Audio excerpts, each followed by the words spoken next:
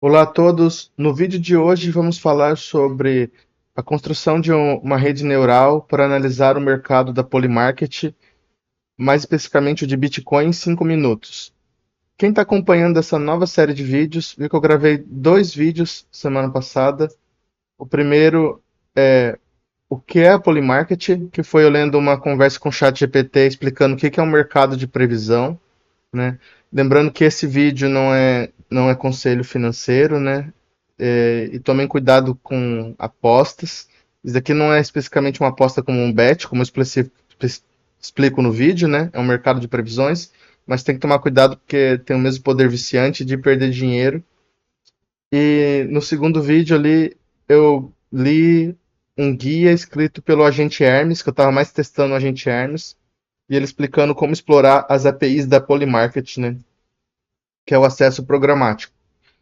Então, aqui no vídeo de hoje, eu vou ler um relatório que foi feito pelo Cloud Code e ele também construiu essa rede neural para analisar o mercado de Bitcoin em 5 minutos. E ele falhou, né? E como deveria ser esperado. Então, isso foi um lado bom. Vou explicar o porquê que ele falhou, por que isso é importante e onde precisa melhorar. Então, esse relatório foi feito no mês passado, semana passada, em março. Ele analisou 2015 mercados distintos, ou seja, ele usou a API para pegar o histórico e analisar 7 dias de dados. Porque se você tem 5 minutos, você tem 12 mercados por hora. Aí vai dar, vezes 24 horas, 12 vezes 24 vai dar uns 288, acho, mercados por dia.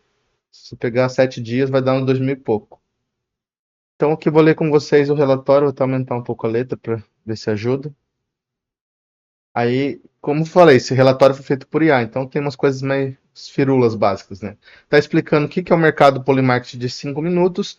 Você tem duas escolhas, se o mercado vai subir ou descer.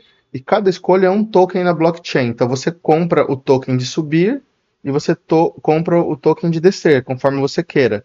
Esse token ele tem um preço que varia de 0 a 1, que é a probabilidade daquilo dar certo, né?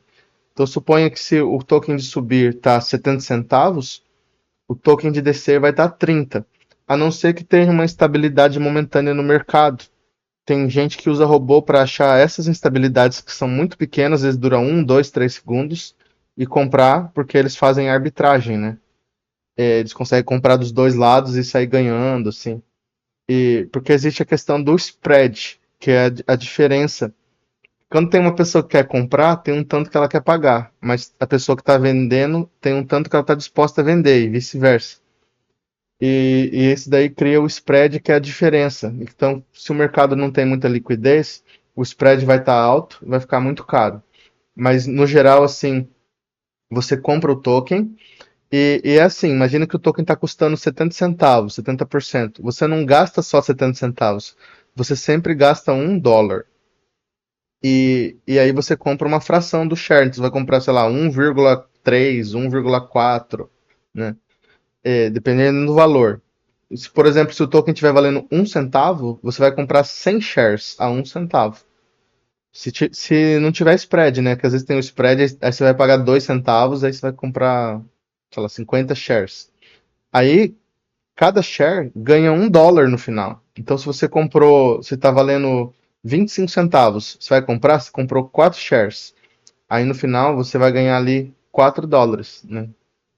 E elas vão estar valendo $4. Acho que vai dar $3 de lucro, porque você gastou um para comprar e você recebe 4 de volta, dá 3 de lucro.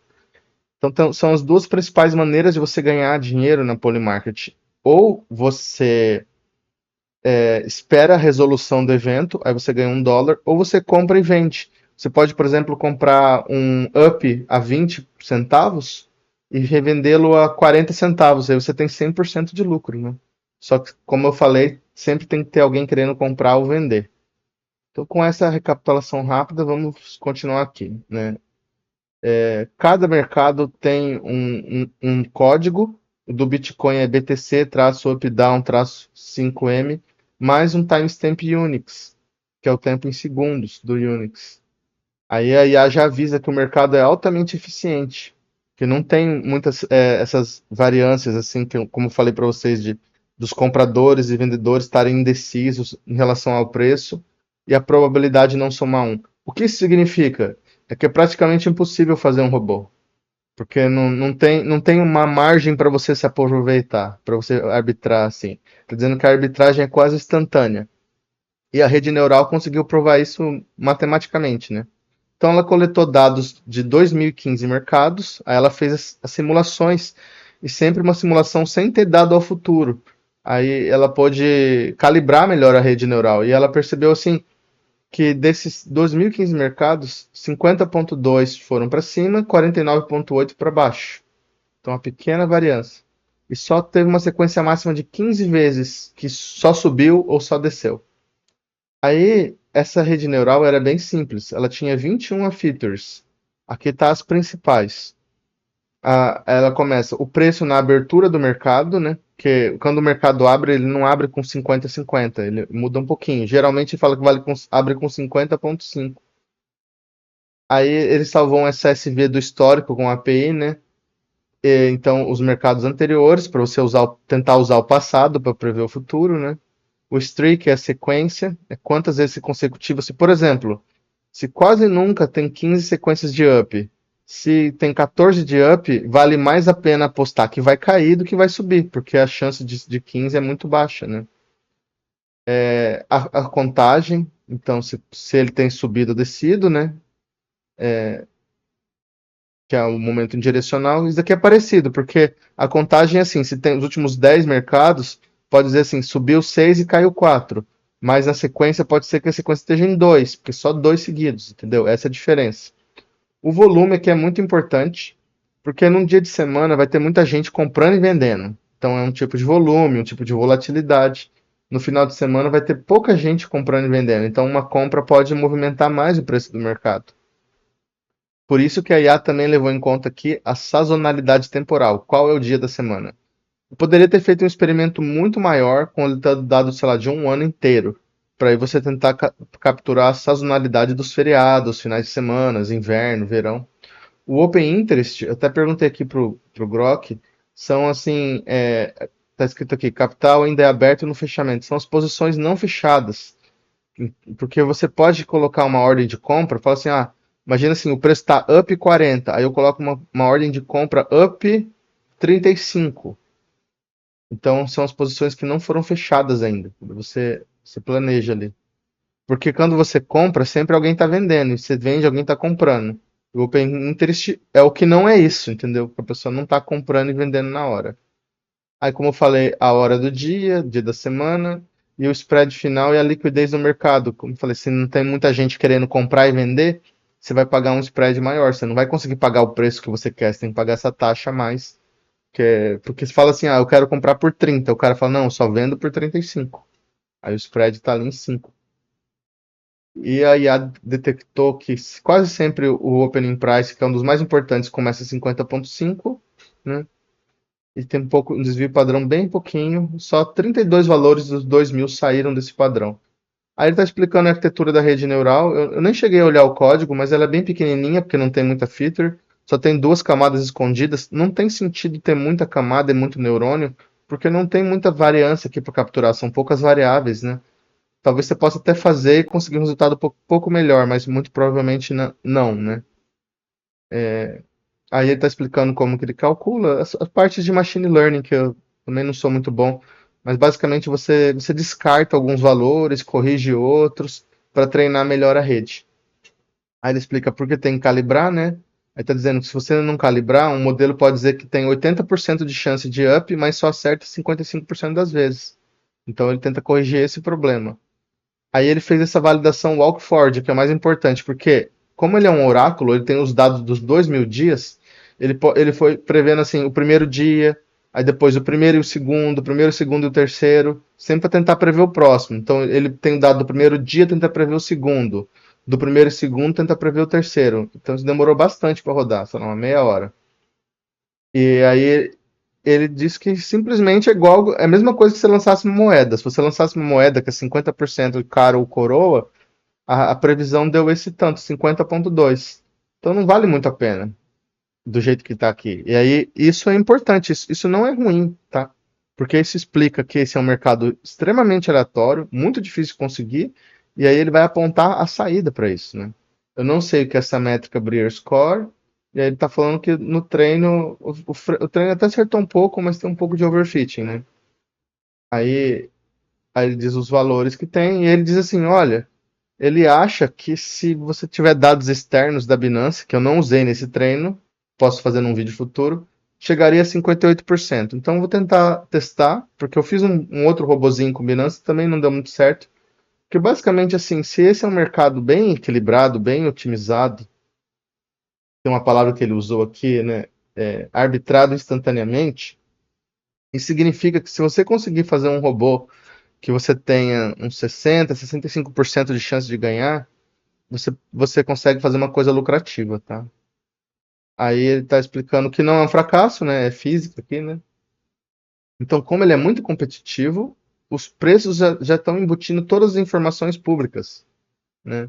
Então, todos os dados sozinhos da Polymarket que foram usados no teste não tem como bater o mercado. Aí ele explica da solução. O sinal tem que vir de fora, por exemplo, da Binance, que é onde tem um volume muito grande de trocas. E se você acompanhar nos próximos vídeos, eu vou mostrar que existe uma certa arbitragem entre a Binance e a Chainlink BTC, que é onde vem o preço oficial usado na Polymarket. Aí ele está explicando como que ele rodou o sistema, que ele criou aqui em Python, né? Ele usou o sistema UV de gerenciador de pacotes. Aí ele coletou os dados de 7 dias, salvou eles num CSV. Aí ele treinou a rede neural. E depois, se eu quisesse fazer as predições em tempo real, que eu não cheguei a fazer, eu, eu usaria esse sistema aqui. Eu só usei a simulação. Você poderia ficar retreinando. Você vai coletando dados e retreinando, né? Aí ele está sugerindo os próximos passos aqui, que é adicionar features do Binance, então teria que capturar a Binance, os valores que ela estava fornecendo, e mais uma coisa muito importante, o mercado de futuros. Porque o mercado spot você compra e vende, mas o de futuros, que tem long, short, a pessoa, imagina assim, se o Bitcoin está valendo 65 mil dólares, a pessoa fala assim, não, eu tenho um compromisso, eu vou comprar ele quando ele cair para 64, eu vou comprar 1 milhão. Então você tem ali como se fosse um suporte, uma resistência. Você sabe que se o preço cair para aquela região, a pessoa vai comprar. Mas como no mercado de futuros você está fazendo uma promessa, está pagando por aquilo, se o preço for na direção contrária, você é punido e você é liquidado, né? Então você tem que tomar cuidado com a liquidação e você pode olhar isso na Hyperliquid, que é uma blockchain especializada nisso também, e na própria Binance. O price to beat é o preço que você tem que bater para ganhar ou subir. Então, se o price to beat é 60 mil dólares, se o preço estiver acima, você ganha. Se você comprou acima. Se estiver abaixo, você ganha, se você comprou abaixo, né? Aí tem na primeira vez, usei essa API aqui, Aggregator V3, mas ela não dá o preço exatamente certo. Dá um erro de 9 dólares para cima ou para baixo. Isso pode ser perigoso, porque pode levar seu robô à estratégia errada e na hora de resolver o preço ele não está exatamente igual, né? Eu até consegui resolver outra hora, mas depois ele meio que parou de funcionar. Não consegui com 100%. Sempre fica uma diferença de 10, 20 dólares. E eu tenho que descobrir por que estava funcionando e depois parou de funcionar. Aí ele sugere treinar com mais amostras também, né? Mas basicamente todas as IAs, todo mundo tá falando que não tem como, é muito pouco. Porque assim, num mercado de 5 minutos, se chega uma pessoa lá e compra 100 bitcoins, 1000 bitcoins, ela vai mover o mercado. Mesmo que depois o mercado reaja vendendo, naquele momento ali ela vai mover o mercado. Tanto que eu vou mostrar para vocês, eu vi vários mercados que assim, tava 50 dólares acima e em 2 segundos caiu. Tava com 99% de chance de up e caiu no final, né? Aí ele tinha feito um dashboard Streamlit, que eu vou tentar mostrar para vocês em um outro vídeo, para esse não ficar muito longo. E ele fala que dá para testar outras arquiteturas, assim como Random Forest, LSTM, GRU, né? São coisas de machine learning, né? Basicamente, assim, ele está funcionando, mas ele não é capaz de dar uma previsão que ganhe, porque com os dados que ele tem, só esse daqui, que são só os dados da Polymarketing, ele não tem como prever, porque é muito aleatório, né? Então, esse é o vídeo de hoje. Polymarketing, uma rede neural. Por que fracassou? Por que isso é importante? E como melhorá-la? Acompanhe no canal mais vídeos e quem não assistiu, recomendo que assista as primeiras duas séries que eu explico com bastante calma o que é Polymarketing e também como funciona a autenticação e os endpoints lá, que foram os vídeos gerados pelo agente Hermes, né? Os relatórios gerados pelo agente Hermes que eu li e fiz os vídeos. É isso aí, espero que tenham gostado, né? E que apostem com responsabilidade, mas que isso daqui, por que que é interessante?